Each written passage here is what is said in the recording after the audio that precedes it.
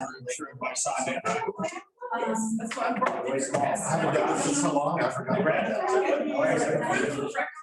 Thank you. I made it. So that's part of the plan. Well, those are all strawberries. Well, what is it?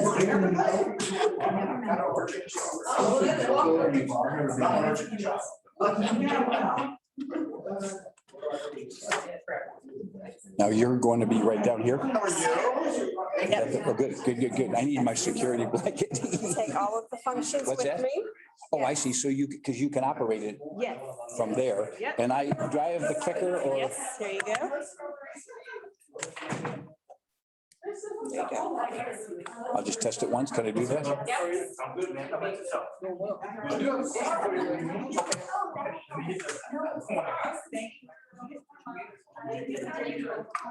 So sorry, yes. Thank you. Yes, I'm so sorry. I meant to. I meant to say that, but that's my task.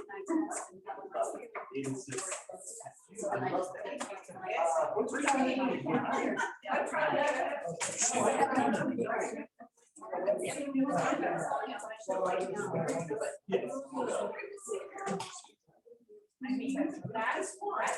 It is. That's strawberry. It's pretty. Thank you.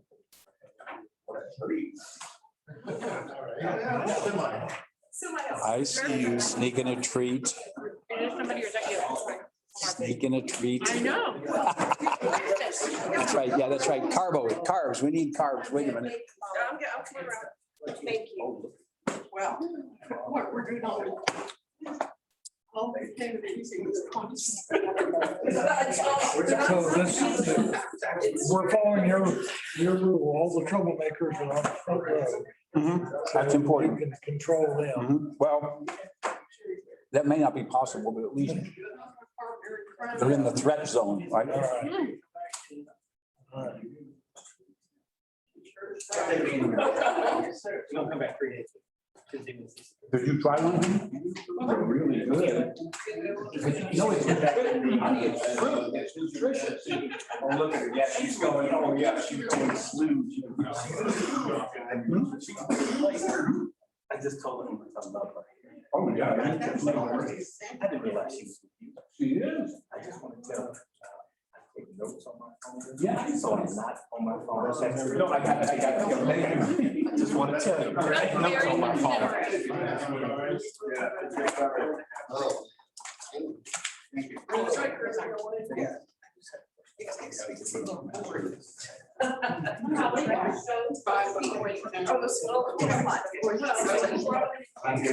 that.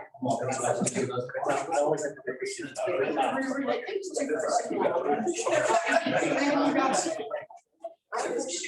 Oh, yeah.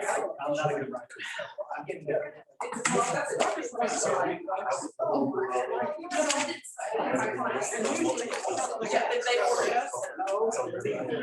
The last agent that has it.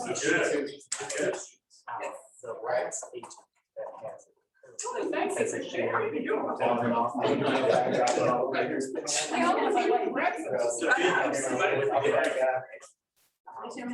Good.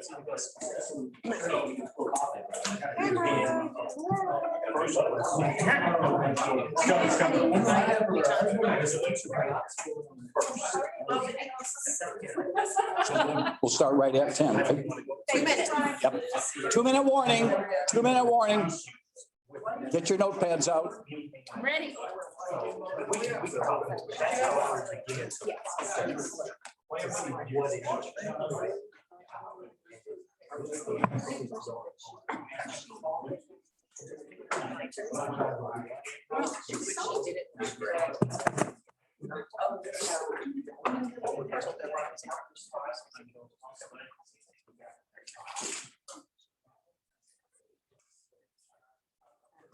Yeah, this is all time.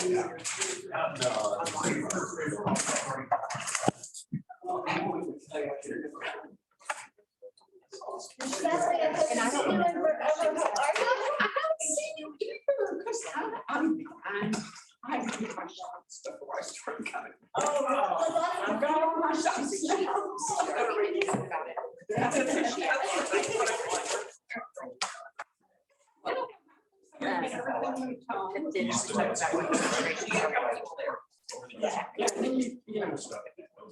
So Lori, you're recording it, right? But then I miss it. And we recorded the other ones if people want to go back and watch it. Oh, absolutely. It feels good to be anywhere where there's people like that. See their faces. Not through a screen. I mean, I'm really. I'm really happy. Right. Yeah, that's good enough. Good morning. Good morning. How we doing, everybody? Great. Good, good. Glad to have you here. Thank you. I'm Dave Jenks, and this is the third in our series of 5 Wednesdays with Dave seminars. And honored to be here. By the way, last week was my 25th anniversary with Keller Williams. And my 3rd anniversary with my wife, Gina, who's right there. Gina, hi. And we finally decided to move to the power environment. We're moving to Plano. So we are in the Kincaid at Legacy, you know, or the big tall 26-story buildings. We're there. Yeah. So we're moving there next week. Excited to be in the Dallas Parkway, Preston Road power corridor. Isn't that right? This is where the power is. No, we can feel it. Actually, it's really funny as we've kind of scoped around the area. There's something about the energy that comes up the parkway, right? It just feels that way. So anyway, glad to be here. Today's topic is magic comes in threes. And the interesting thing is it's one of those things. So anyway, I just want to say, so this is the 3rd of 5. The first one, we focused on getting what you want, the power of really focused planning and taking charge of your life.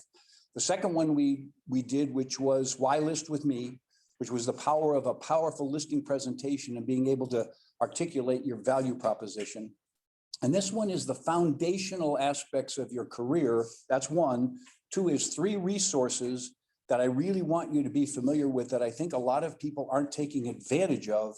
And then the 3rd one is something Gina and I do, and that is how to build your mental toughness, how to build your resilience in what is really a challenging profession to be in, right? And we spent our lifetime studying that game of building calmness in chaos and dealing with the kind of challenges that face us in this wonderful career we're in. So anyway, one of my early mentors, and I've always loved working with mentors. I've learned so much over the years. One of the things that Gary Keller and I said as we were building Keller Williams University 25 years ago was that the greatest achievers we know are learning based.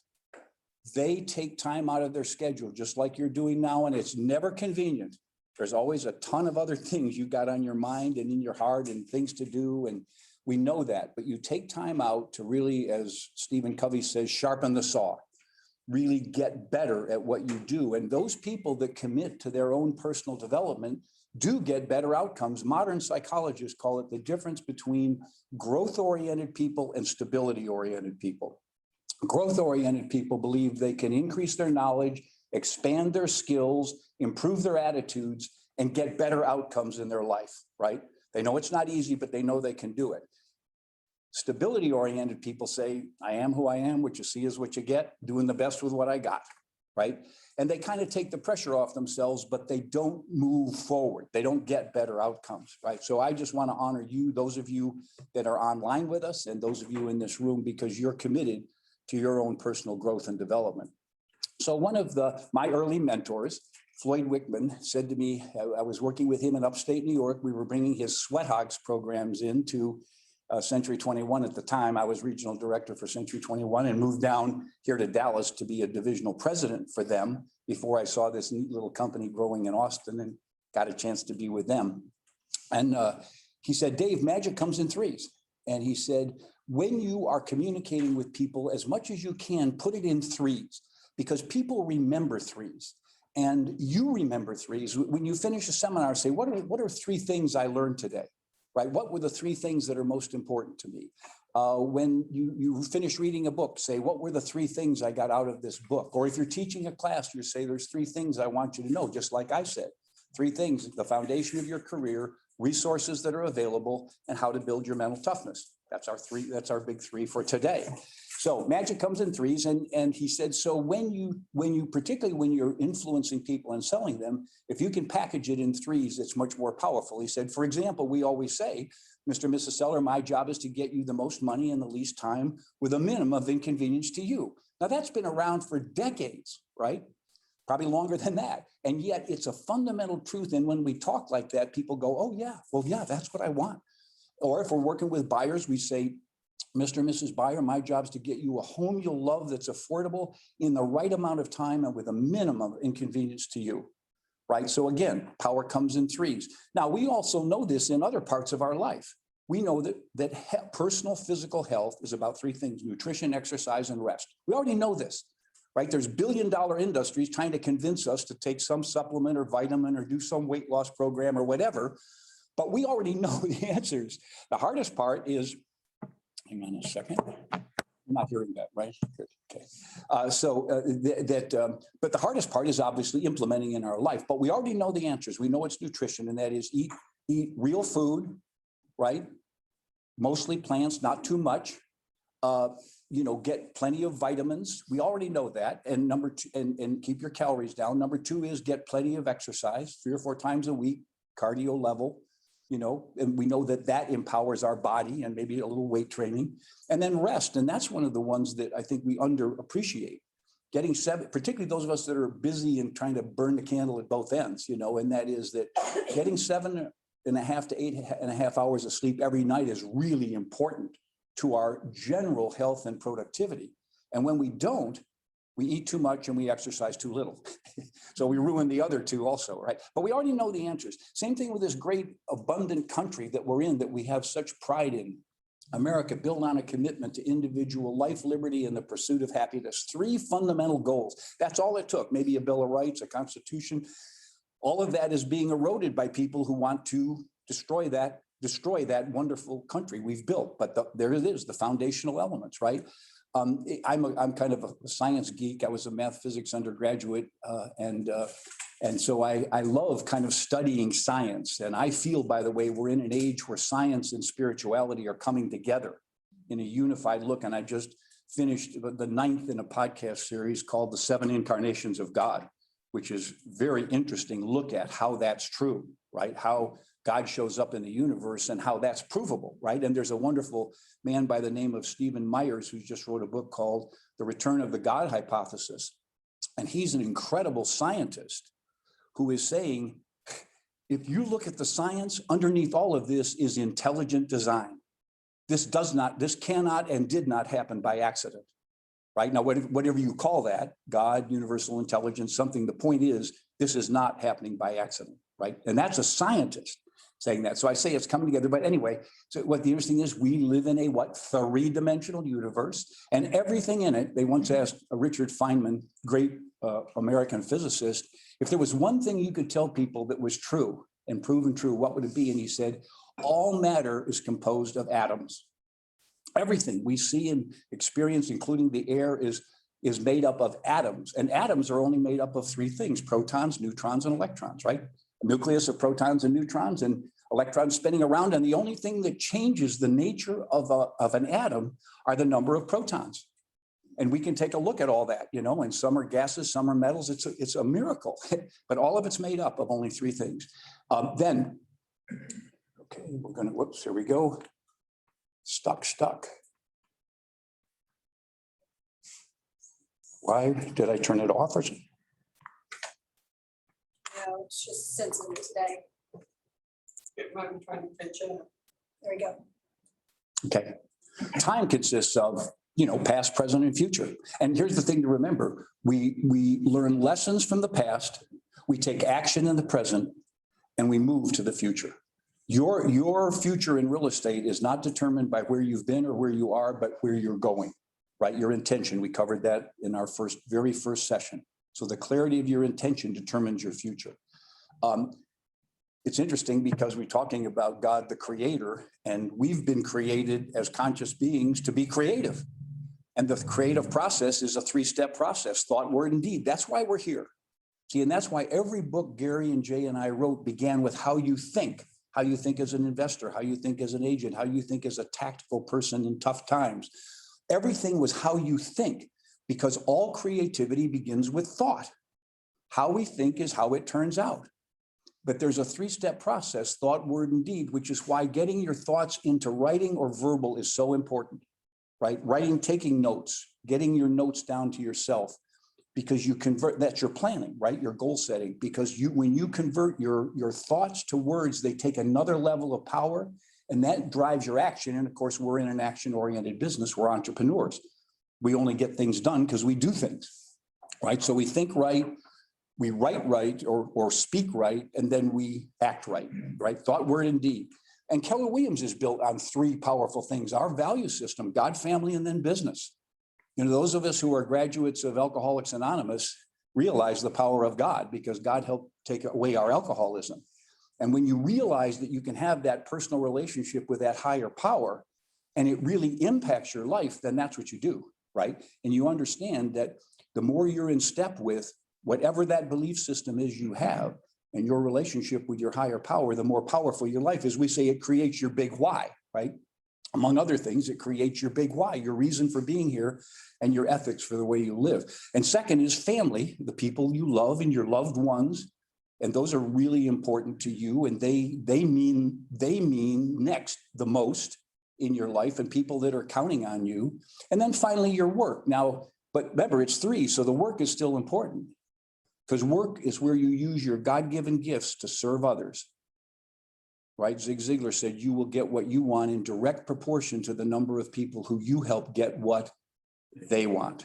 Right? So we're in a service business, a service economy, a service culture. So we use our God-given skills to serve others. And then, as Gary said, get paid for it and fund our mission in life, which may not be our work. Our work may be the way we fund our mission, whatever that happens to be. That relates more to family and God. So those three, powerful. And here's the thing, I want you to get a note of this. This is really important. We're in a confused age when it comes to real estate. We're all full of technology, and big companies thinking they've got the answers, and, you know, all in social media and buying leads from people and all this stuff. And you know what? This hasn't changed. Real estate is a local business.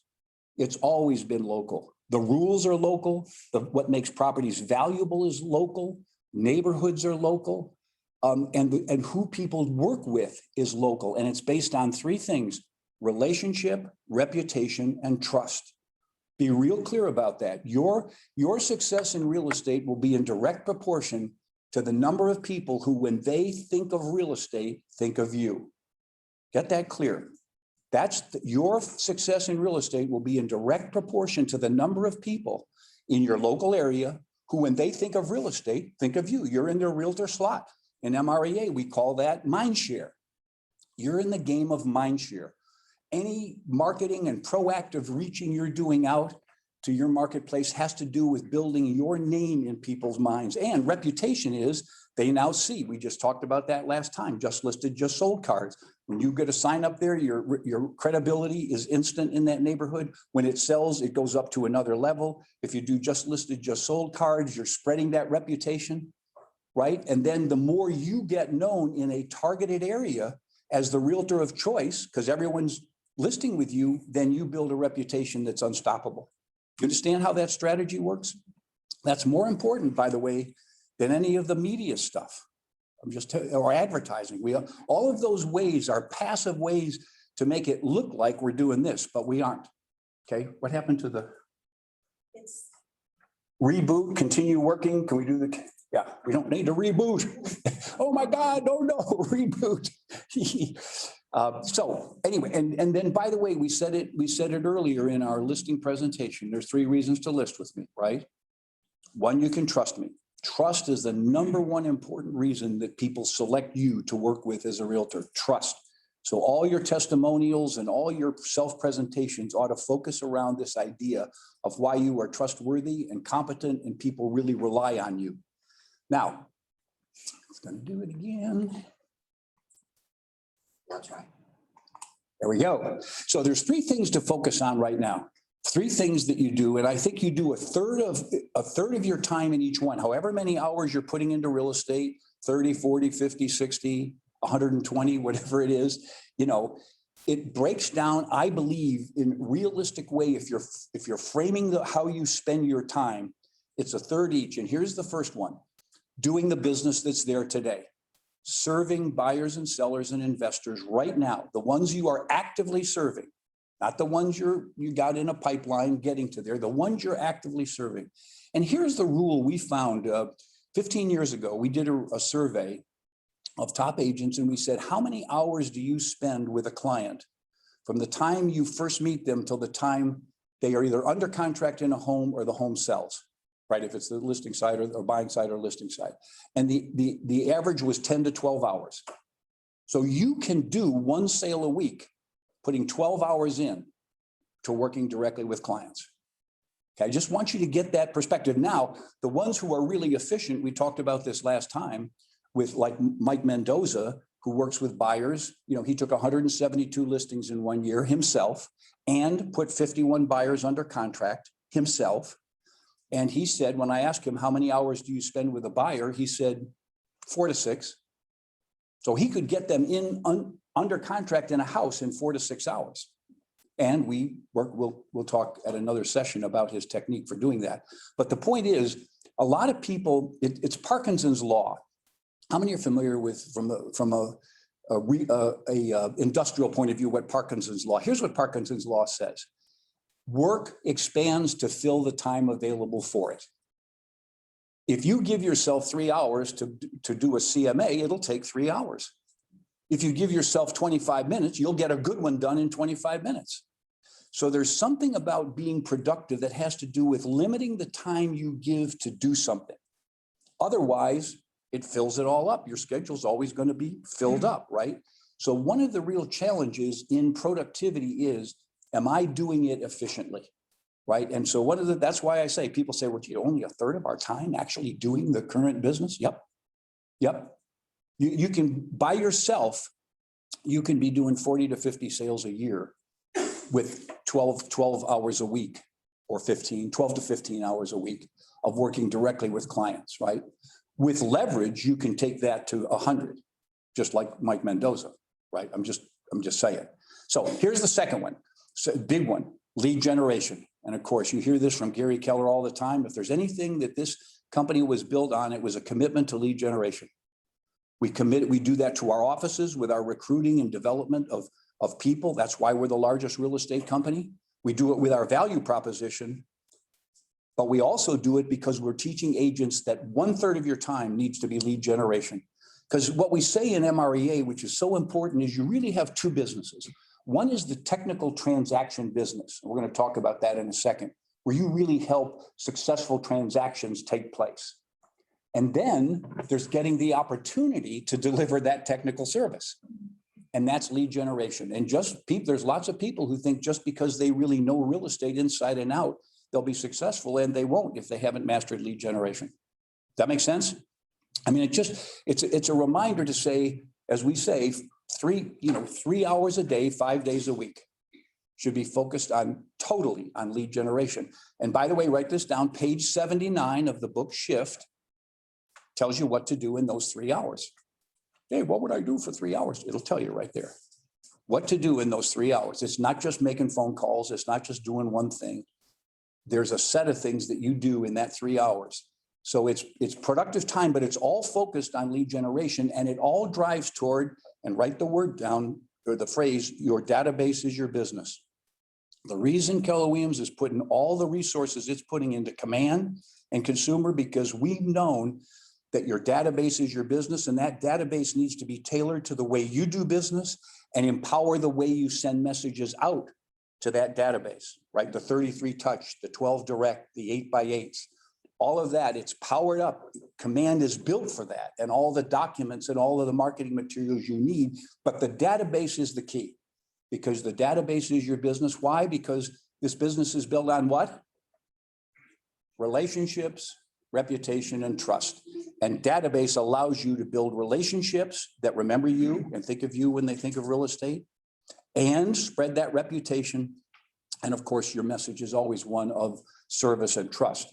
So here's the thing. I want to add a little kind of bonus seminar onto this. It's not in any of our books or any of our training that I'm aware of. I call it the Gary Gentry technique. And here's how it goes. Gary Gentry was the agent who closed the first sale ever in the history of Keller Williams back in 1983. And he's still an active agent. He and his wife, Melanie, run a great team down in Austin. He's a real icon for us. But he came to me about 15 years ago and he said, Dave, what you guys have written in this book is brilliant. I've built my whole business on my database. I did it, he said, when I had 3x5 cards, and then a Rolodex. And then, now it's obviously technology based. But he said, here's the thing, agents make the mistake. They don't listen to what you tell them. You tell them it's a 3-step process: capture, connect, and convert. Right? That's how you build your database. Capture, connect, and convert. That's in, by the way, that's in shift. And he said, here's what agents, he said, they forget to capture. He said, I know I can learn more from somebody in half an hour than anyone else I know. I ask great questions. I'm sincere. I listen carefully. I ask more probing questions. They trust me. I learn more about somebody in half an hour than anyone else. But he said, when I walk out the door from that appointment, half an hour later, half of it's gone. It's gone from my memory. I couldn't recall it. He said, by the end of the day, 80% of it's gone. I meet them tomorrow and I might forget their name, right? He said, so you've got to capture it. So here's what I do. I want you to listen to this technique. It's powerful. He said, the minute I leave any appointment, I take my smartphone out, I hit record, and in 2 to 3 minutes, I record everything I learned about them because it's right there in my memory, right in my RAM, right? Where they came from, where they went to school, where they work, their spouse's name, their kids' names, the pets' names, their recreation, what they're interested in, what they're planning on, anything I promised them that I would do, right? All of that. He said, I download it and then I send that audio file to my assistant and boom, it gets loaded up into my database. And now I've got it. Now, so I've captured it. Now he said, I do that now all the time. And so I have not just a database of mailing addresses and emails and phone numbers. I've got a rich database of information about people I want to have a relationship with and I want to be their realtor for life. So he said, but here's the next magic. Now I call them back for whatever reason. Maybe I had a follow-up call or maybe I just do it as part of my 8x8. And he said, up on my screen comes what? All that information. And I say, hey, Mary, how's your boy Jim doing down at A&M? And how about Scotty, your little dog that you took to the vets? Everything okay with that? What about Bill, that guy you were having problems with at work? You get that straightened out? Yeah, let's talk about what your plans are. So the point is, he said, now he said, I'm bonded.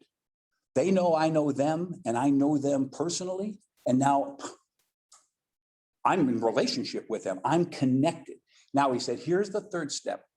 After I've called them 2 or 3 times and repeated my view of that information, of course, he said, I update it every time I talk to them if I learn something new. But he said, here's the fun thing.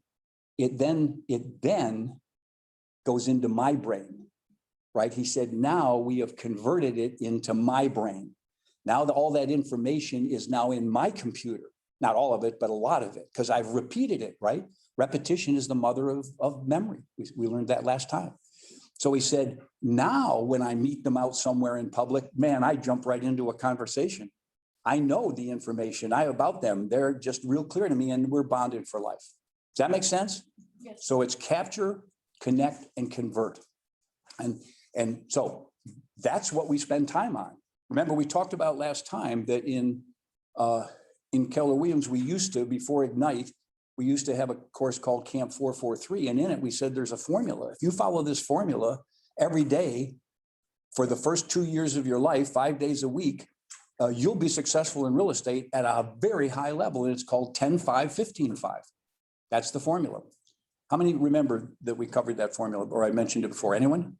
Okay, good. I'm just going to repeat it real quick. 10-5-15-5. And that just means every day, 5 days a week, you put 10 new people in your database. However you find them, wherever you find them, look them up in a directory, call somebody, whatever it is, 10 people to your database. Call 5 people you know and remind them you're in real estate. And the last part of that conversation always is, hey, great talking with you. By the way, when you think of real estate, think of me. That's always the closing comment in any conversation with anybody. Great talking with you. By the way, when you think of real estate, think of me. See, I remember playing in a fundraising golf tournament with Mike Mendoza. And during that time, we're playing golf. There was at least 10 times that he saw somebody and yelled back and said, hey, Jim, when you sending me some business? Hey, Mary, about time you sent me some business. I don't think we've gotten a lead from you in a long time. I mean, right on the golf course. He was asking, no, but it was great because he just had this relationship and he always reminding them that he was in real estate, right? Never, not that he was a Major League Baseball player, not that he loved golf. No, that he was in real estate. So that's the 5. Call 5 people, remind them you're in real estate, how excited you are. Who do they know that needs your service? And then 15 is 15 thank you notes. 15 thank you notes to either those 10-5 or anyone that somebody that serviced you, you know, at a restaurant or, oil change or whatever it is, get their name, their number and send them a thank you note. And there, now you're adding to your database too. So the two go hand in hand. And the final one is preview 5 properties. So that you know the market, because we're going to talk about this in a second, because your knowledge of the market is what gives you that's what you deliver to people. You know the market better than anyone, right? So that's 10-5, 15-5. It's a great formula, by the way. So lead generation. And then number 3 is training. Training. No professional athlete ever plays the game without training. I mean, there's a wonderful book called The Warrior Elite by Dick Couch. And it's about the training of Navy SEALs. And Navy SEALs, even after they've passed the 6-week tough, incredible trial that it takes to become a Navy SEAL, and they're in special forces, they train 18 months for every 6 months in the battlefield. 18 months of training for every 6 months. We know professional athletes spend hours and hours and hours working on their golf swing, their putting, working on their batting, working on their 3-point shot, whatever it is, much more time than they play in the game. And somehow people have this feeling they can come into real estate and wing it on personality and enthusiasm. And no, you can't. In other words, the only way we get good at this is that we get competent at this. So are we putting a lighting on?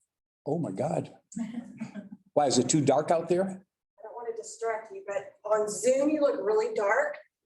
I want to Oh, shut. that's good. Does it cover up the wrinkles? Does it, can we get, maybe dark might be good, you I don't know? want to disturb you, I'm sorry. No, yes, you did. No,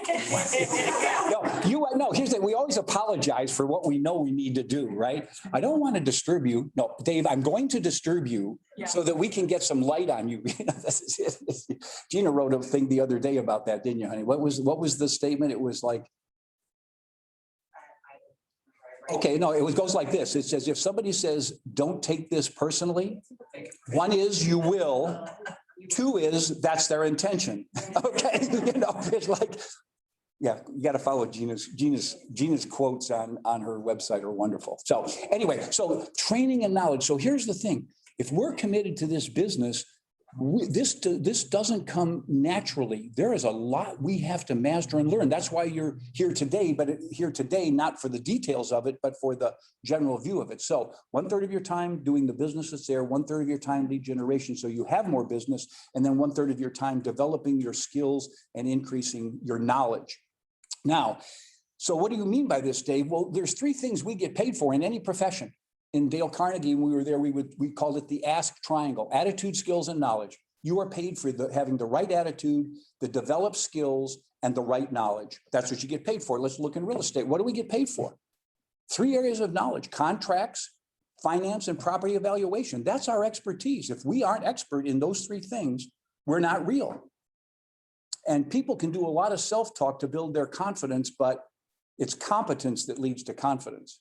So once you've mastered the knowledge of this business, your confidence level goes up. When you know contracts inside and out, you know the addendums, the disclosures, you know all the legal procedures, you know the dangers people can get into, which underpins your discussion with for sale by owners and others that are trying to do it without protection, without insurance, right? So but you need to know contracts. And so you go to all your broker courses. You cannot know too much about the legal side of this business. And then you can say that, as we said in our listing presentation last time, Mr. and Mrs. Seller, one of the reasons you'll love working with me is I am a master of real estate contracts. There will be 75 or 85 pages of legal documents before we're through with this transaction. I will review every one of those and I'll make sure they're filled out correctly. No mistakes, no one's taken advantage of you. And you can have the confidence of signing those documents and go into closing. Why? Because I'm a master of real estate contracts. You hear that? You want to be able to say that powerfully in your listing presentation and feel it. You're a master of contracts and financing. A lot of top agents say, brand new agents make the mistake of delegating too much financing to their mortgage officer. And you say, well, yeah, you delegate the pre-approvals and you delegate the application and the underwriting, but not the knowledge. Your knowledge of financing vehicles and choices, and particularly when we get in markets, we're not in one now, but we're going to be coming to one where creative financing is going to matter again, right? We're going to be in a buyer's market, not a seller's market. Read shift. You know, we're in a cyclical business. So finance, and then property evaluation, we said 10, 5, 15, 5, preview 5 properties a day. You should have a target area where you know property value is better than anyone else. Here I'm driving around Ahwatukee, Arizona with Mike Mendoza, and he doesn't do marketing all over the valley in Phoenix. He does it in Ahwatukee, where's his home market. He wants to be the dominant realtor in that market. That's what you want to do. You want to pick a target market and be the dominant realtor in it. And then you can expand from there. But that's an important strategic thing. So I drove around with him in Ahwatukee, and he would point to homes and told me what they sold for and when they sold. Oh yeah, it sold 3 years ago for $325. That sold for blank. Oh, by the way, they listed it at $350, but we finally ended up selling it at $325. Whatever it was, he just knew, top of the mind, the properties in his neighborhood. He could do a CMA off the top of his head. Now, he did thorough ones, but he could do that, right? So anyway, 3 things. Those take time to master, those 3 things. Now, skills, by the way, this is a big one because we're a skill-based business. People think we can wing it. No. Number 1 is we have to learn how to ask for and attract business. I mean, there is a way to do that. One is you just do it. So like Linda McKissick, I love the Linda McKissick story. Here she is failing out of real estate in 1991, failing, only doing about $15,000 a year up in Denton, Texas. Many of you know Linda. And she's failing out, ready to quit. And she said, I went to a seminar and realized I could ask for business. She said, I thought I had to wait for business to come to me, uptime, things like that, you know. She said, and I realized, no, you can go out and ask. So she said, that launched my career. And listen to this, 8 years later, here's her business. The McKissick Group, our systems are your solution. That's her cut line. She closed 352 sales 8 years later, 352 sales in 1 year. And she had 4 admins, 5 buyer specialists, 2 listing specialists, and a manager. I mean, she wasn't even managing it. She was the owner. That's what we call 7th level in the book MREA. You own a business built on your image and your commitment and to standards and service and the people that you bring and the systems you implement. We're going to talk about that next time in the MREA class. So there she was. And she said, Dave, what got me there was I had to learn how to ask for business and listen to the rest of it and not be attached to the answer. She said, you have to learn how to ask for business and not be attached to the answer. Because what I learned is you'll get more no's than yeses. But the only way you get to the yeses is through the no's. And that's the game. She said, and I'm a sports fan. So she said, I would think of like a Major League Baseball player. If a Major League Baseball player goes to bat 10 times and makes 7 outs, what are they? Hall of Fame, all-star, multimillionaire, because they're a 300 hitter. But she said that game is full of more failure than it is success, but you get paid big for the success. She said real estate's the same thing. She said, here was my typical week. Once I made that correction, I would call 100 people or visit them. I would get to actually talk with 35 or 40 people. Of those, I would get 6 or 7 appointments, and I would take 2 or 3 listings. Now, that's a lot of work and a lot of negativity and a lot of things not working out to get down to 2 or 3 listings. But guess what? You take 2 or 3 listings every week. How are you doing? Yeah, pretty good. You're launching a career to the 7th level. So she said, I learned how to ask. And that was so important for me, you know, that and I learned not to be attached to the answer. And then I learned how to ask better. I learned more effective techniques. So then the final thing she says, to go really big, you have to learn how to attract business. And that's chapter 4 of the book Shift. Chapter 4, finding the motivated. It's making offers that people can respond to that get you into a relationship and then find out if they need your service and then convert them to a business. but it's marketing. Basically, it's effective marketing, but we call it offer response marketing. And there's a set of techniques to it. And so it's learning how to not only ask for business, but once you become a major player, now you have the wherewithal and the platform and the reputation to now do more marketing. But a lot of people try and start out in this business spending money on marketing, and they don't have the money and they don't get the leads, right? Because that takes more proactive, directly asking for the business. So there's one set of skills. That's very important. Here's the second one. We covered it last time, so I'm going to take a minute, and that is making effective sales presentations. Why list with me? Why work with me? Why sign a buyer rep agreement with me? Right? And that's both of those are on page 95 of MREA, a full listing presentation that you could take that, make a photocopy of page 95, go in and read it to a seller, and it would be better than 95% of all listing presentations they've ever had. Because you're going to tell them exactly what you're going to do, right? Not what you've done and all, certificates and all that stuff, but what you actually are going to do. And that's what they want to know. So learning to make effective sales presentations, it's a big deal. It's a big deal. And then finally, negotiating win-win agreements, having the ability to listen to others and get in step with them and have them understand themselves, not because you're advocating it, but because they understand it, why they should agree to this, accepting this price or making that offer, or all the things that you need, or solving this problem, right? And for me, the heart of that is the Y4C2Ts in Keller Williams. Our belief system is the heart of being a great negotiator. It's win-win or no deal. Seek first to understand. Together, everyone achieves more. Customers always come first. When you get the mindset of that Y4C2Ts, it's why it underpins our culture in Keller Williams, because we are so service oriented and we are so about creating win-win situations for everybody, but particularly for our clients. So those are the three master skills right there. It takes time to master all of those. That's why we're the Navy SEAL or we're the professional baseball player, because we put in the time to master the skills it takes to do this business at the high level. And when we do, when we build that competence, it increases our confidence, right? And when we have our confidence increases, there's nothing stops us, nothing. Okay, so let's talk about attitude. We covered some of this, but I want to be clear of it. To me, high achievers have three key attitudes: intention, optimism, and persistence. Number one is they know what they want. They make good things happen. We talked about this in Getting What You Want, the very first session, right? So I just want to reiterate that you are a person who has goals. You know what you want and you know why you want it. You know your why, your big why and your little whys. You know why you want something because you motivate yourself. We talked about the elephant, right? The driver, the elephant, and the path. So the elephant is motivated. So you know why, and you know how you're going to get it. That's why you've read MREA and Shift, and you go to the training, all the training that this market center commits itself to, and in Keller Williams, because that really is what builds the how you're going to get this stuff done. And then one other secret in there, and I just want to reiterate it, is time blocking. That's why we say it's lead generation 3 hours a week, and it's planning 2 hours a week, and you set aside these times, because when you have something, as Gary Keller says, until it hits your calendar, you're not serious about it.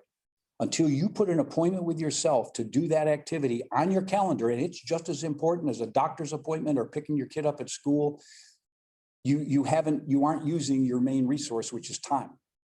So time blocking, and a lot of people would ask, they've asked me over the years, Dave, what was it like to write the best-selling book in the history of real estate? 1.4 million copies sold, of The Millionaire Real Estate Agent, still number one on Amazon.com today after 17 years, still number one today in current sales in the real estate category, And they went, how did you do that? You only had like 4,000 or 5,000 agents in the whole company, and maybe 40 offices, and you were blowing and going and trying to build this company that now is, the world leader. But that was early in those days. How did you write that book?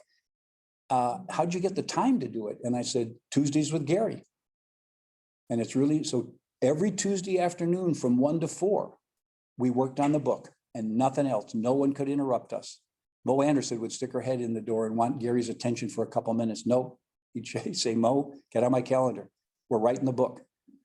So 3 hours a week, dedicated 10 months later, we had a best-selling book. That's how much you can get done when you set aside time to do it. So I just say, if you've got a project or something you want to do, set aside the time to do it, time blocking. So be a person of intention. Number 2, optimism. Here's a whole new movement in psychology. Dr. Martin Seligman, a name you probably want to write down and read some of his books. Dr. Martin Seligman, Seligman. And he was the president of the American Psychological Association, a trained psychologist. And he got up in front of their meeting in 1998 and he said, we have spent decades studying mental illness and mental dysfunction. And it's time we focused on mental health and mental performance. And I'm going to do that, and I'm going to call it positive psychology. Well, he changed the whole industry. Go to positivepsychology.com, by the way. What a wonderful site, positivepsychology.com.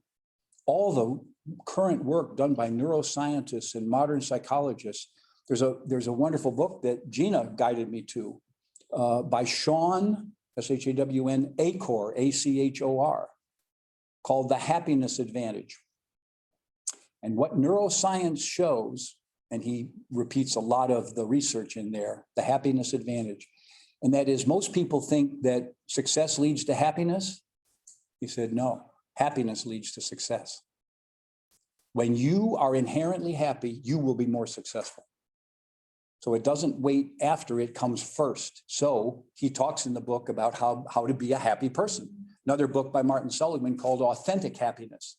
It's in the same category. But anyway, Dr. Martin Seligman's first book before he made this announcement was called Helplessness, How People Learn to Be Helpless, How They Become Victims. And he did all the research and showed how events in their life and things have the way they're treated as children and all that lead to where they think they don't have any control in their life and they're victims, helplessness. Then his second book was called Learned Optimism, because he got curious, what's the opposite of helplessness? It's optimism. Optimists are not Pollyannas. They don't think, oh, it's all going to be fine and God will take care of it and everything, no. They realize, though, that they can make a difference. They can change their behavior and change the outcome. So in any situation, no matter how dire, they can improve what happens. That's what an optimist says. Whatever it is, I can make it better. We often call Gary Keller the most black-hatted optimist we ever knew, right? Because he believes anything's possible and anything can go wrong. So he spends a lot of energy on what can go wrong so that he can prevent it.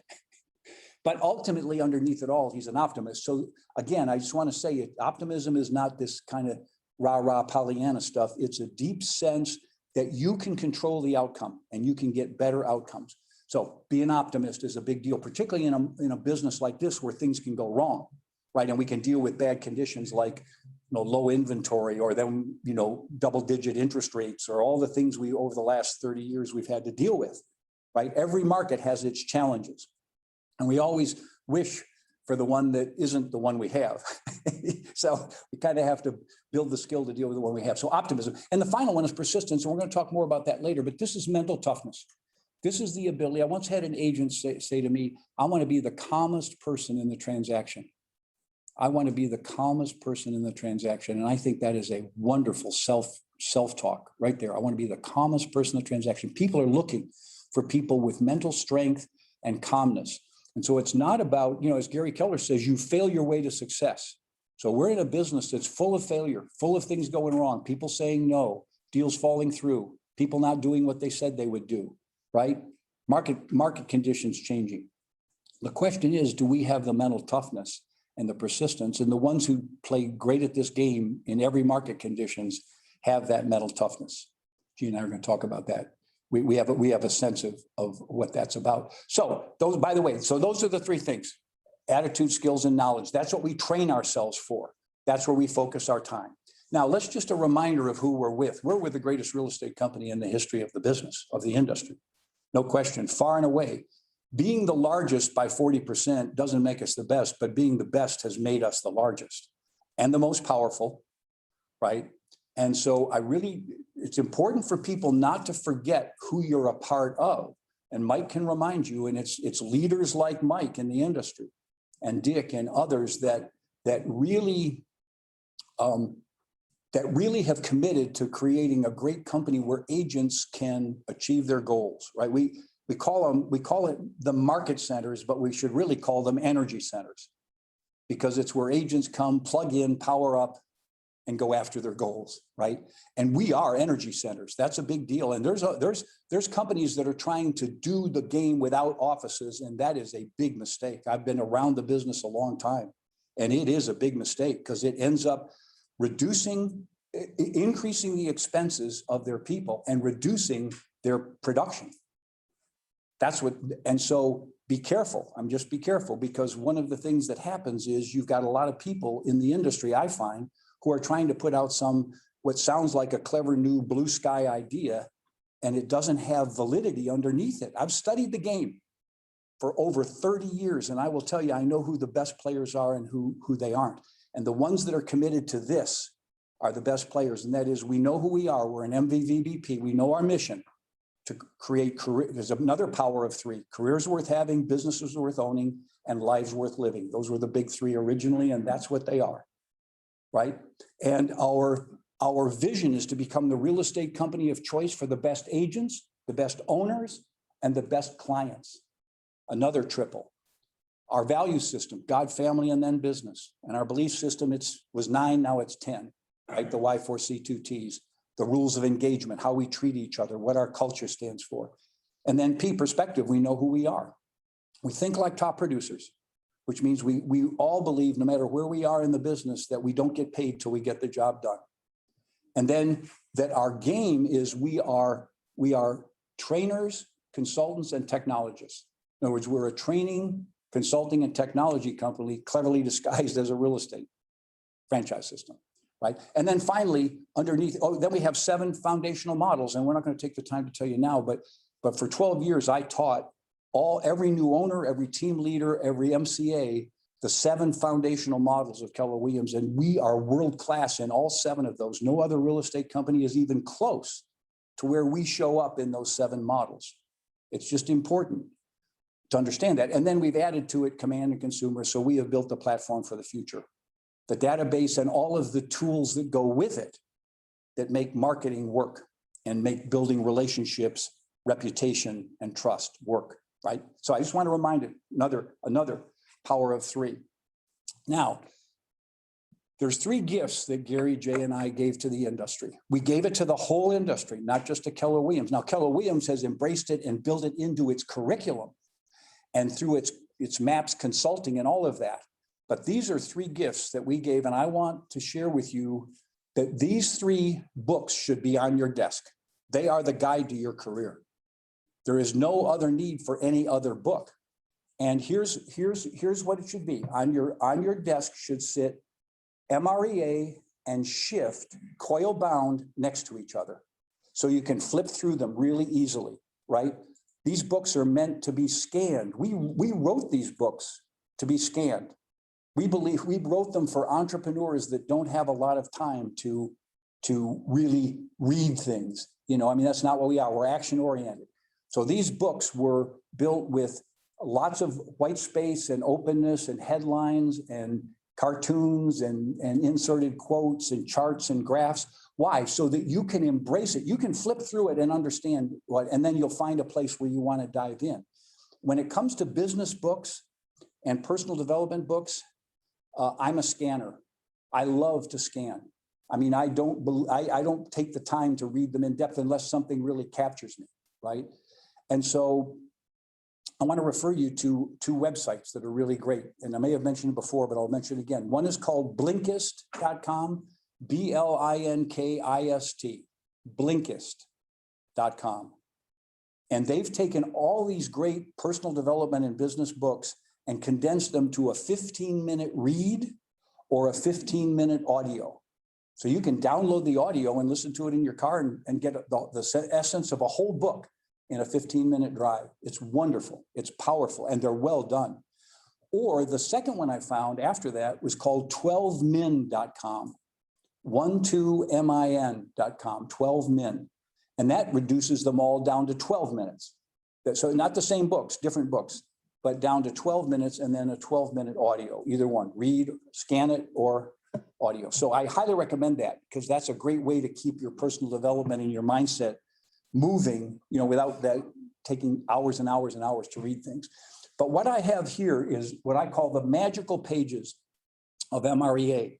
And I'll make this available to you. So if, again, just like we did last time, if you write me, dave@kw.com, dave@kw.com, I will send you all my slides.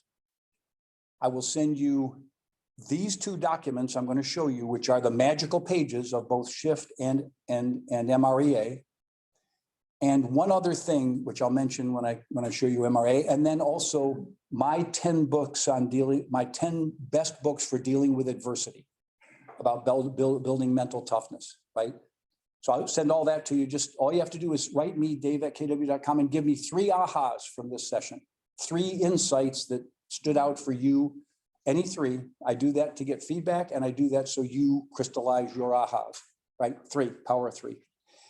So let's look at this. In other words, we wrote this book to be scannable. So page 15 to 18 is a wonderful table of contents. 4 pages, you can get the whole book and the whole industry right there. Just scan through it. So if there's any section of it that you are more interested in, you can dive into that. It's page 71, the 9 ways an MREA thinks, the 9 ways a high achiever thinks.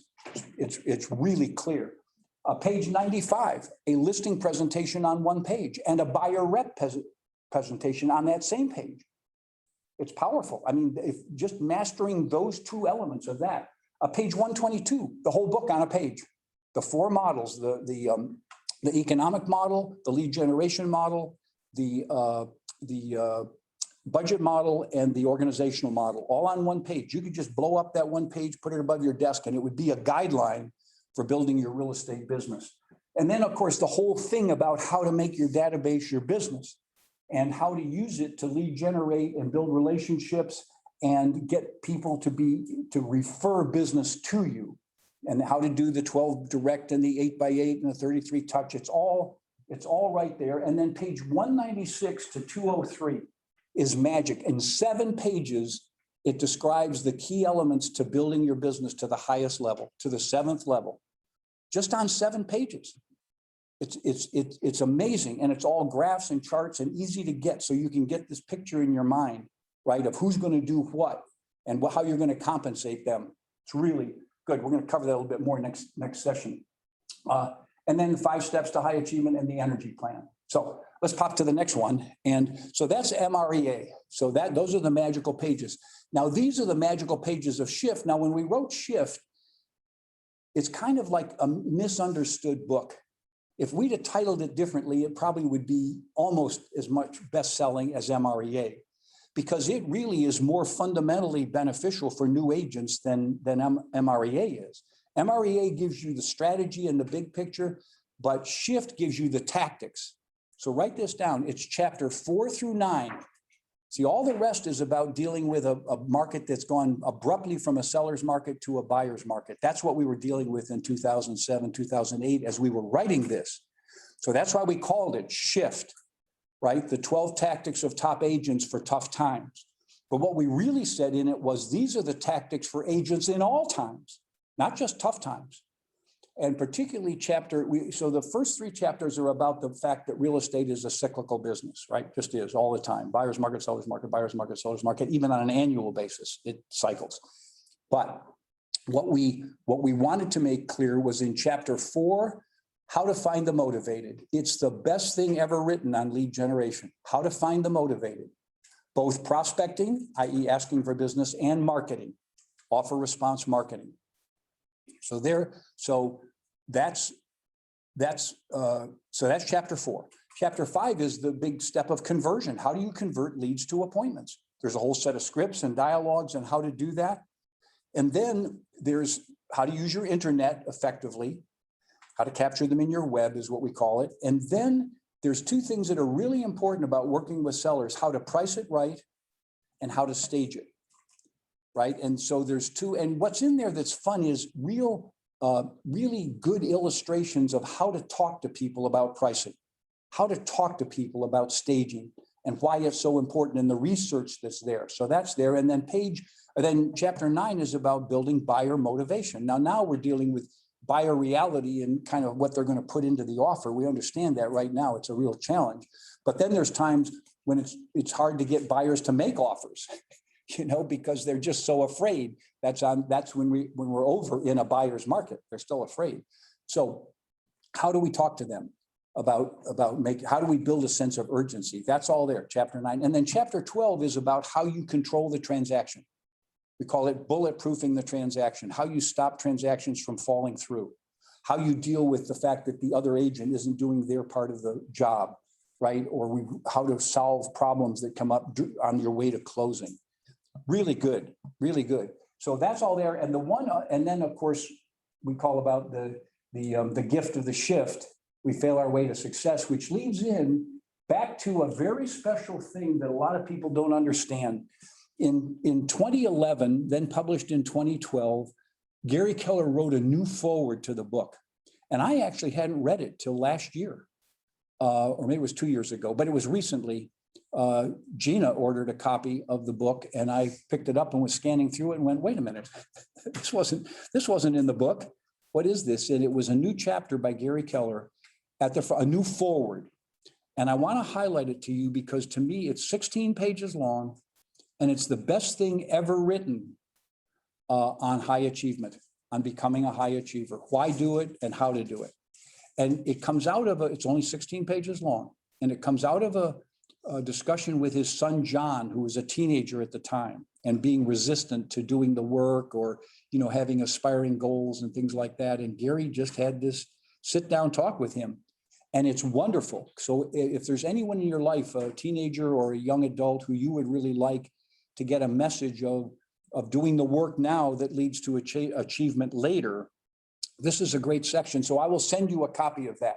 I will send you what happened? I will send you a copy of that, a digital copy that you can then print and make a copy of if you want to give it to somebody else. Okay, I'll do that. Let's go. We can go back to the big one.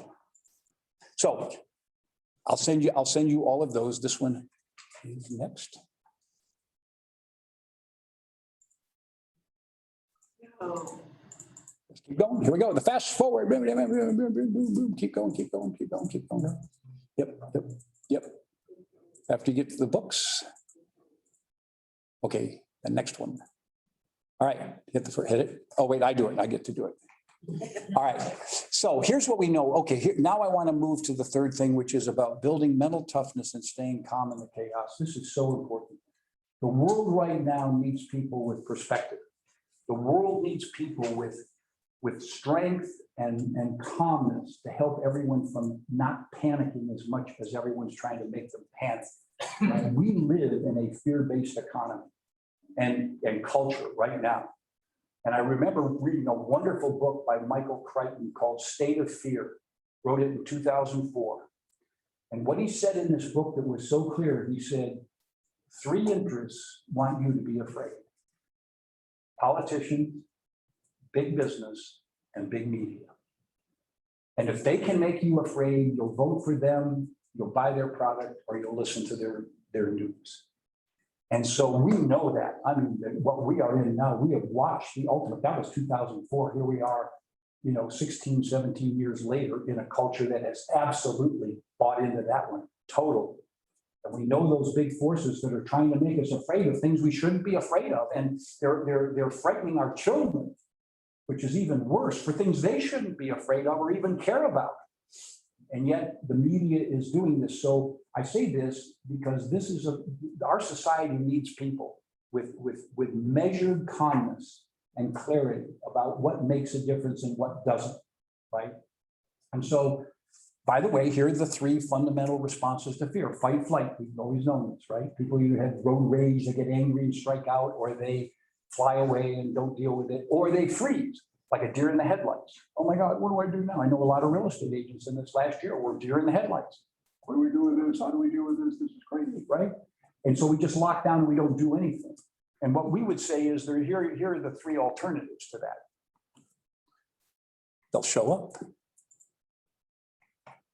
And that is we can face, focus, and figure it out. In other words, the most important thing to do in fear is to stay calm and face it. Just face it. Just look it in the eyes. Go, what am I really afraid of? What's really going on? Focus then on what really are the conditions. Is there something to be afraid of? What would it be? What would be a consequence? What actions can I take? And then figure it out. Figure your way through it. Because as I'm trying to think of her name now, the author of the book, Feel the Fear. I'll think of it in a second. Feel the fear and do it anyway. It's a wonderful book on dealing with fear. And she said, when you get through fear, you look back and say, what was I afraid of? And many of us had that experience, right? We were something we were afraid of, and we looked back and went, what was I afraid of? There was nothing, that really to fear. And then we can find ways to get through the fear.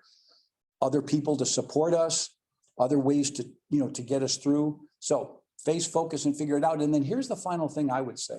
Let fear be your compass.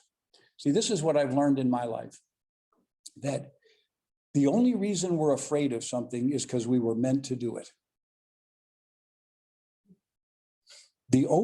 Now, other than physical fears, walking along the edge of the Grand Canyon or walking out in the street, yeah, there's physical fears that are real and we should pay attention to those, but not emotional. If we are emotionally afraid of something, it's only for one reason, and that is we care about the outcome. The reason we're afraid to call it for sale by owner is we're afraid they're going to be mad at us and hang up on us, and that'll make us feel bad. One is because that's how we're interpreting it. So that feeling bad is not their issue, it's ours. But the point is, that's why, but we still do want to call because we want to get to the yeses and we want to get business. Same thing with public speaking. A lot of people are afraid of public speaking because they think they'll get up and, forget what they were going to say and make a fool of themselves, and people will laugh at them and they'll be embarrassed. But they still want to get up and speak.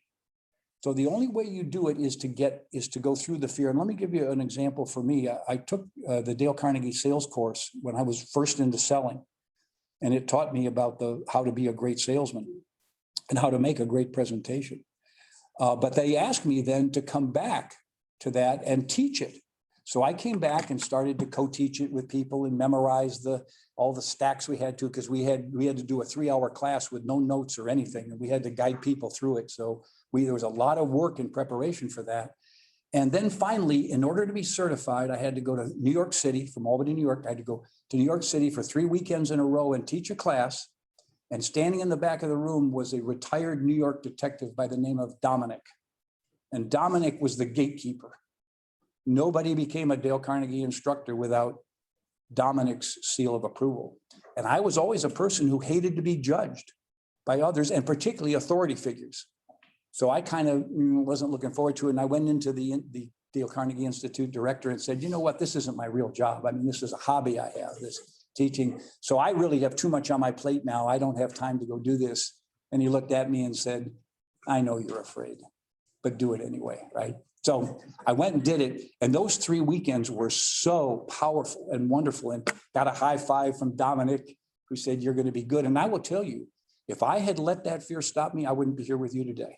I wouldn't be teaching this course. I wouldn't have written the books. I wouldn't have been with Keller Williams. I wouldn't have been a divisional president of Century 21. None of those things would happen if I had let fear stop me.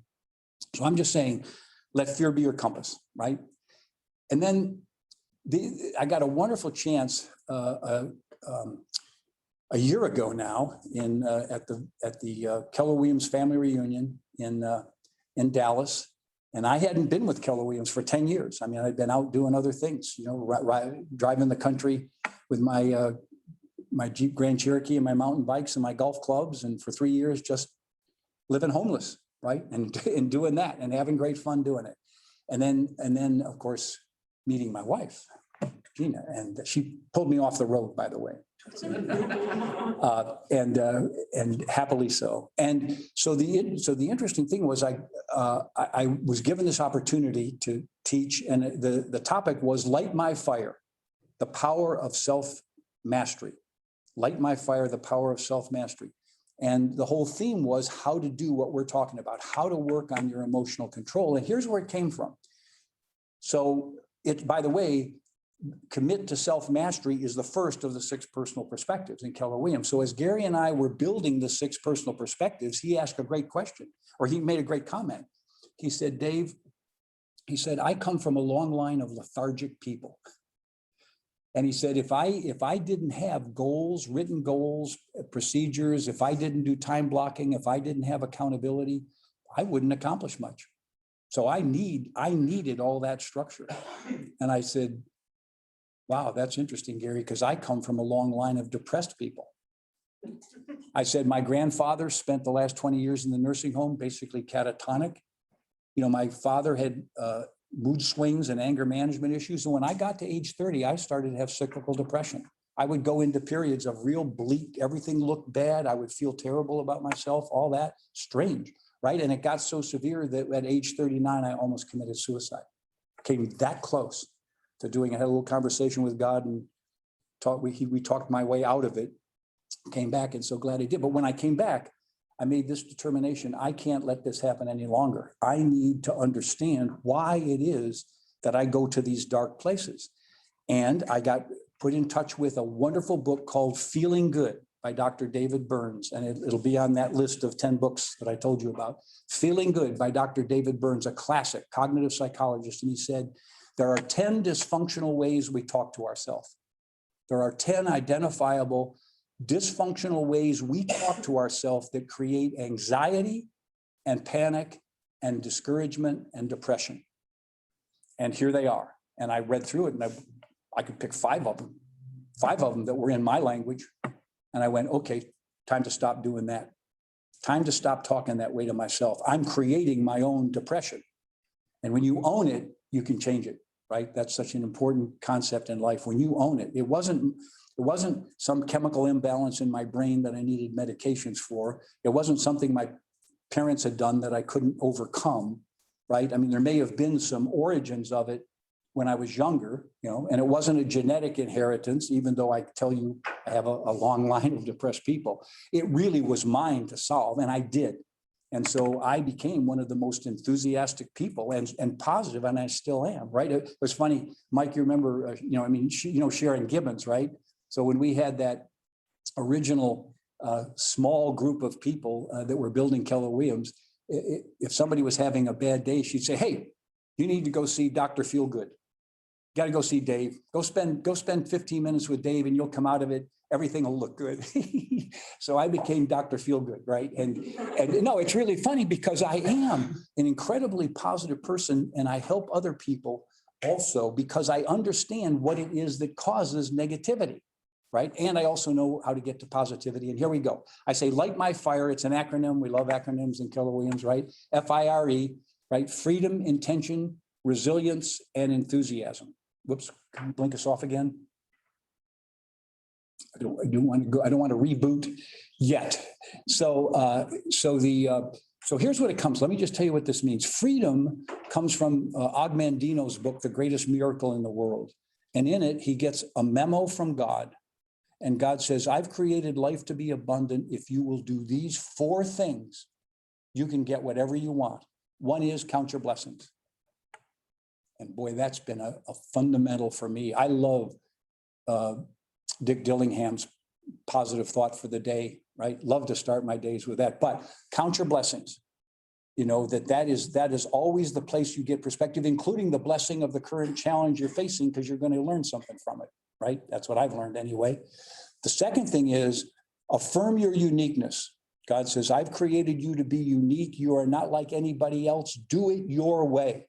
You don't have to imitate anyone else. You don't have to be like anyone else. You don't have to get other people's approval. Do it your way. Affirm your uniqueness. Third one is use your God-given power to choose. I have given you free choice. You get to choose. Be decisive. Make choices. Don't be wishy-washy. Get a feeling. Make a choice. Don't try and cover all your bases. You know, just be decisive. Go for it. Now you can always change your mind later. Fine, that's okay. But be decisive because I've given you that. So those are the big 3 for freedom, right? And that is count your blessings. Affirm your uniqueness, use your God-given power to choose. So those 3. Now, the 4th one in there actually belongs under resilience, and that is go another mile. Go another mile, not go the extra mile. That's an aspirational, kind of pushy thing. No, go another mile. That means just keep going, just keep slogging, right? I remember as I did my 90 meetings in 90 days to overcome my alcoholism with Alcoholics Anonymous, I carried with me, and everyone who does that carries with them, this little silver chip that says 1 day at a time. I am not committing to a lifetime of sobriety. I'm committing to 1 day at a time. And now today, and now another day, and now another day. And here we are 21 years later, still sober, but 1 day at a time. And it's still 1 day at a time. So just that, just go another mile. All right, so freedom, live in gratitude. Now, intention, we've already been through this. So know what you want, why you want, have it written down, know how you're going to get it, time block for it, get accountability in the process, be a person of intention. By the way, the reason is when you're a person of intention, you don't have room for negativity because you're making things happen and getting after things, and you've got a to-do schedule. I've always found when I was dealing early in my days of depression and overcoming that, my best thing I could do was plan an event early in the day that involved other people. So I had to get there and be part of that event. And then because otherwise, if I let my day begin slowly, I would just go into the negative thinking, and there I was in the swamp. Right. So it was really important for me to make sure I launched my day with planned activities involving other people. Right. So that's anyway, because I think being on purpose, when you're doing things, you don't have time for negativity generally. And then resilience. Here's a big one. And Gina and I work on this with people about how to deal with emotional upheavals in our life. We all are going to have them. How do we deal with that? Right? How do we deal with the stress of being in a business like real estate?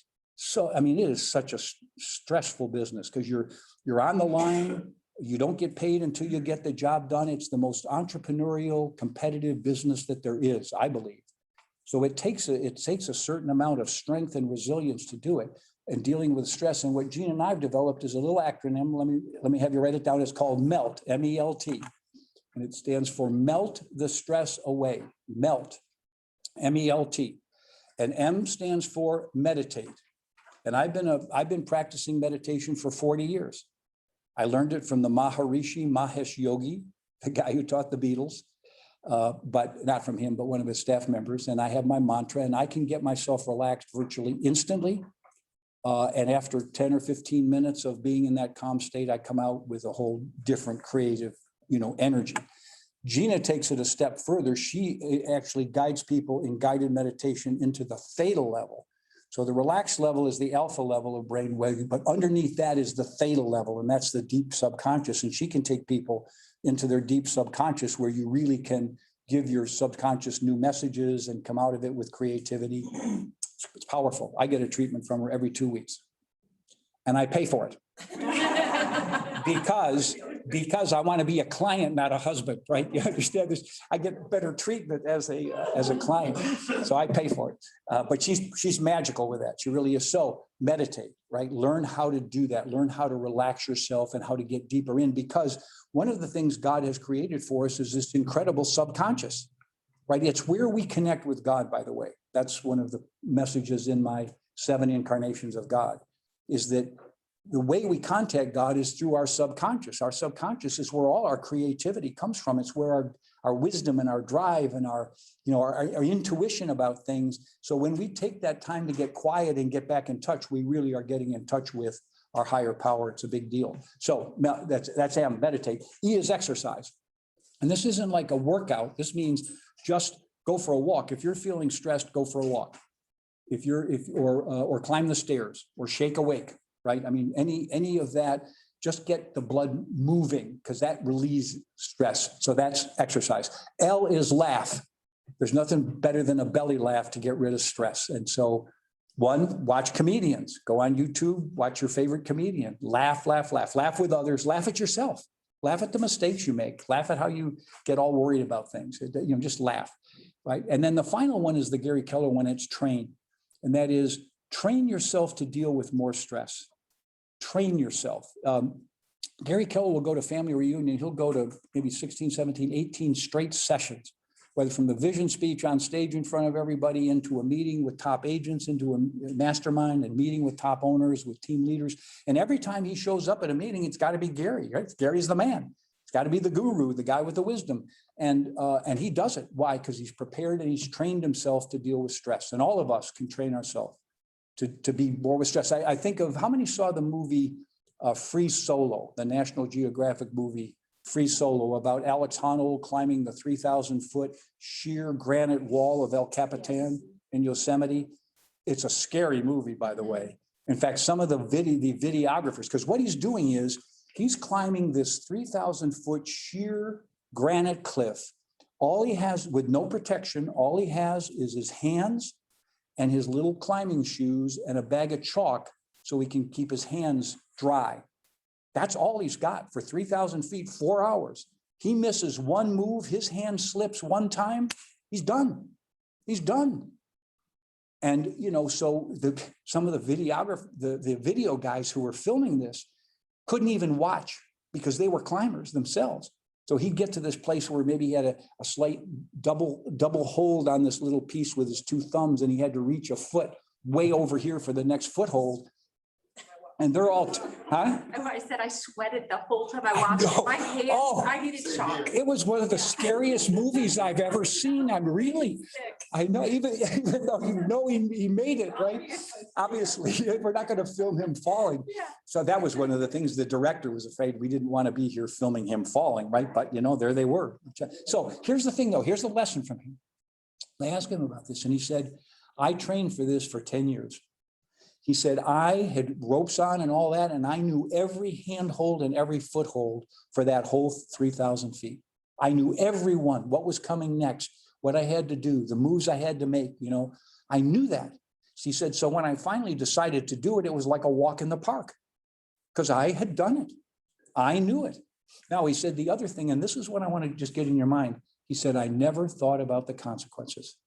He said, when I free solo, and he does that a lot, he said, I always focus on what I'm doing now, totally, and never think about the consequence. Oh, what if I slip? You know, that kind of thing. So that's not a bad lesson for us. Be focused on what we're doing now and not all attached to the consequences, right?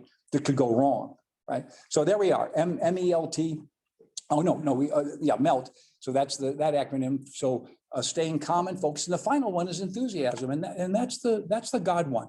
Entheos stands for, it's Greek for the God within, the God within. And what that means is that we know, because we see it in kids, we're born with an inherent vitality for life. Kids, they're curious and they're competent. They want competence. They want to be able to do things and they want to know things. Why? Or they want to ride a bike and they get on, they fall off and they cry and they get back on again. Why? Because they want to learn how to do it. So we have that wonderful inherent spirit in us. I call it the force.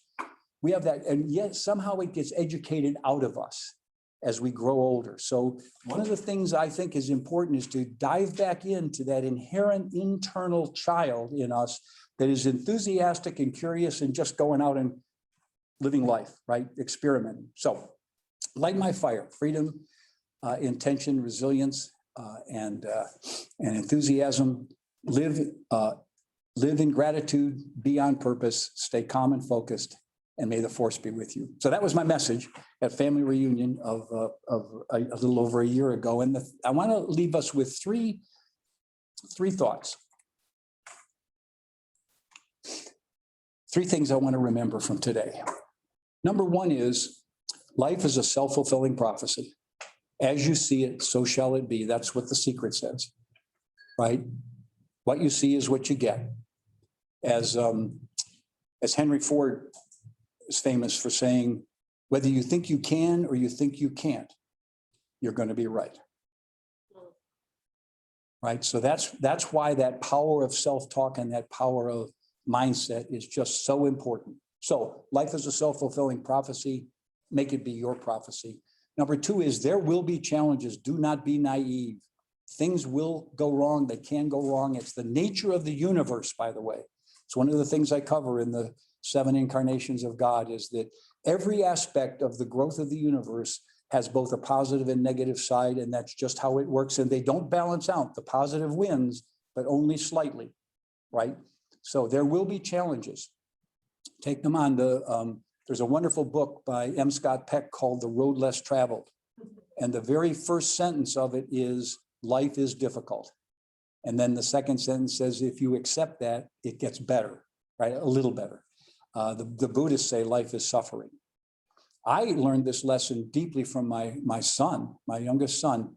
I was telling him about going through Alcoholics Anonymous and kind of sharing that story. And he said, isn't it amazing, Dad? He said, God gives us the bread of adversity and the water of affliction so that we can grow spiritually. Isn't that interesting? God gives us the bread of adversity and the water of affliction so we can grow spiritually. And it made me realize, oh, that's what this life is about. We're here to grow spiritually. So why would it be easy? You don't learn anything from things being easy, right? You learn it from meeting the challenges that are there. And then the final one I just want to say is, remember, this is all a journey. It is all a game. You know, enjoy it and understand that you are the magic.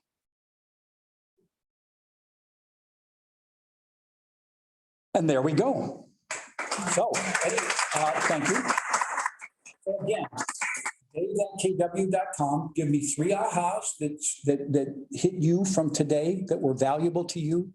I will send you all these slides. I'll send you the 2 outlines, the detailed magical pages of MREA and Shift. I'll send you Gary Keller's opening forward about why be a high achiever, 16 pages, and my list of the 10 best books for overcoming adversity, right? And Gina and I have a session that we do called Coming Out of Adversity. We've done it, which is fun because we have the male-female combination, right? That's there, and she gets to show me that I'm not right, you know. No, I'm only kidding. I'm only kidding. No, that's not it. We don't argue at all. We do have different points of view, though, and you get to hear them both. So we love doing that. Yeah, good. Any comments or thoughts or questions? Yeah, Tommy. On Mendoza, Yes. I had a chance to talk to him years ago, whatever. He has file cabinets of all the builders' pamphlets of all their neighborhoods. That if you call him up and say, I live in Heatherton, he's gonna go to Heatherton and find your floor plan and know exactly what your house looks like if we walk through the door. There you go. I was like, holy Christmas. Well, and also he took the time with the repetition of memorizing that stuff. So when he went, he really was familiar with it, right? So he knew his marketplace. The other thing to remember from Mike is that he has built his business off of agent to agent referrals. In addition to what he does locally, he has a whole database of Keller Williams agents that he's in touch with on a regular basis, asking for them for their referrals. And he gets a lot of out-of-town referrals because he's doing it systematically, right? Your database is your business. So yeah, great lesson. Thank you for sharing that about him. Yes, sir. David, I'm just really impressed with you being vulnerable. It is very difficult to stand up in a group and talk about your demons, some of the things that you've overcome, and just your beliefs in God and the struggles you've been through. So I just thank you for that. No, you're welcome. No, thank you. And one of the things I really realize is that each of us, in overcoming our demons or overcoming our struggles, that gives us the gift to pass that wisdom on to others. It just does. I mean, Gina's done that. Gina's led a tough life. She'll tell you multiple marriages, all this stuff, things went wrong, you know, things that have been difficult, but that empowers her to work with women who are dealing with difficult relationships or trying to get their confidence back, right? And kind of getting control of their lives. So I think actually our challenges give us gifts that we then can share with others. And so thank you for saying that, though. I think it is one of the things that I do want to share. Yes. I just wanted to say, you said you and Jana, this is a comment. You and Jana, you know, think differently and are different, but you still get the job done. Yeah. I read a quote that said, if 2 people are talking to each other and they both think the same thing, one of them isn't needed. Don't talk like that. I want to stay neutral, okay? Now, one of the things you talk about vulnerability, here's an interesting thing that happened. So I decided, you know, in 2014, the beginning of 2014, that I was in Boulder, Colorado. I didn't have a relationship. That, you know, I'm semi-retired, so I really don't have a job. And I was thinking, you know, I could live anywhere, and it was freezing. And I said, I don't like cold weather. Where do I want to live? And I realized there was no place that was attracting me to live, but I love being on the road. I always have been a road warrior. So I took 3 years of my, what I call my homeless journey, and traveled the country and all that stuff. But I got to the end of 3 years. It's interesting that it was 3, right? Power of 3. And I realized that I wanted a woman in my life to share it with. And so I did a post on Facebook that had 3 parts. Isn't that interesting? I mean, it had 3 parts, and it was people said to me, Dave, I can't believe you revealed all that stuff about yourself, right? But it was my sort of request to the universe for a partner, and she showed up.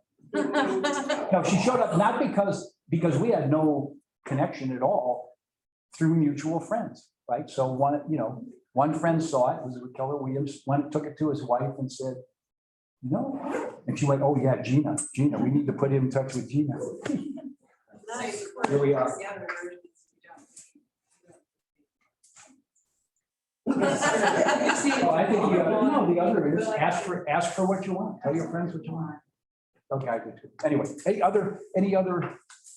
So next time we gather, just want to be clear, we're going to talk about the overlooked secrets of MREA. And what I want to do is, because it's not just about building a team, because a lot of people mistake that MREA is about building a team, hiring buyers agents and listing specialists. It's not. It's about being the best you can be in real estate. So that's an ultimate possibility, right? If you want to take your business bigger, like a Linda McKissick, and do that, or you can be like an Althea Osborne, who just loved having an admin, and she loved working with buyers and sellers, did that her whole career, right? Made millions, was really wonderful doing that. So, but she did follow some of the fundamental things we're going to talk about. So anyway, that's what the next session is going to be, overlooking the overlooked secrets of MREA. I hope you'll be here, right? That's in, when is that? When do we have? May 12th. We'll be here May 12th. And we'll be residents of Homeover. Just a hometown crew. Yeah. Any other comments or questions? Great, thank you. Okay, thank you for being here. Thank you, and thank you for everyone online. Thank you. Dave@kw.com. So thank you. And you're free. Yes. I wanted to make sure I wrote the thing that you said, God, there's the dread. The dread of adversity. Adversity. Have a good time. Adversity. And the water of affliction, meaning something wrong, it's like disease or, Okay. lose. So we can grow. So that we can grow spirit. Yeah. So that we can grow spirit. Thank you. That was a great one.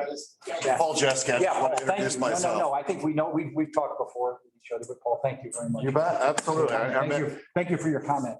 I meant it. I mean, the world needs a little bit more vulnerability. And I think No, I that's just think it does become a in new openness thing. and Yeah. honesty, right? Yeah. We need more just straight out honesty, not from a negativity point of view, right? Oh my God, look how terrible things are, but from the point of view of